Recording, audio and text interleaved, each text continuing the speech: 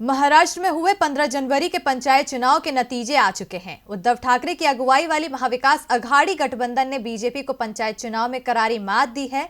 महाविकास अघाड़ी गठबंधन ने करीब 7,000 से ज्यादा सीटों पर जीत दर्ज की है, जिससे यह साफ हो गया है कि महाराष्ट्र में महाविकास अघाड़ी के सामने बीजेपी की सारी रणनीति फेल हो रही है। तो किसको कितनी सीटें मिली है और क्या पूरी खबर है, देखिए इस रिपोर्ट में। महाराष्ट्र में हुए ग्राम पंचायत चुनाव के परिणाम पर लोगों की नजरें टिकी हुई थी। ग्राम पंचायत चुनाव के नतीजे की तस्वीर लगभग अब साफ हो चुकी है।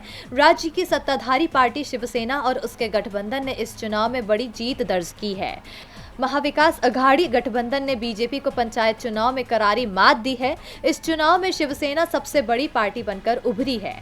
शिवसेना को 3,113, एनसीपी को 2,400 और कांग्रेस को 1,823 सीटें मिली है, जबकि बीजेपी को 2,632 और निर्दलीय के खाते में 2,344 सीटें गई है।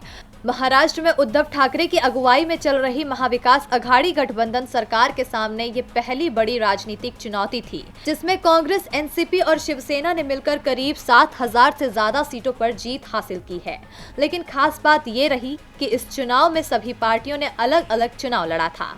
बता दें कि महाराष्ट्र के 34 जिलों की 12,711 ग्राम पंचायतों में शुक्रवार को चुनाव हुआ था, जिसमें 79% मतदान हुआ था और कल सुबह 8 बजे से मतगणना शुरू हुई थी, जिसके नतीजे सोमवार की देर रात तक आए।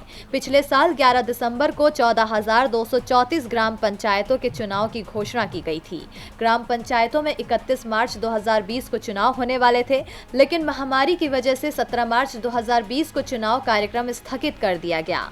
लेकिन इसके बावजूद कुछ ग्राम पंचायतों में निर्विरोध उम्मीदवार चुन लिए गए। तो दूसरी तरफ इन चुनाव में 14 गांवों ने अपनी मांगों को लेकर ग्राम पंचायत चुनावों का बहिष्कार किया था। ये लोग अपने क्षेत्र को नवी मुंबई नगर निगम का हिस्सा बनाने की मांग कर रहे थे, जिस कारण 5 ग्राम पंचायतों में शुक्रवार को मतदान नहीं हुआ। डीबी लाइव की रिपोर्ट।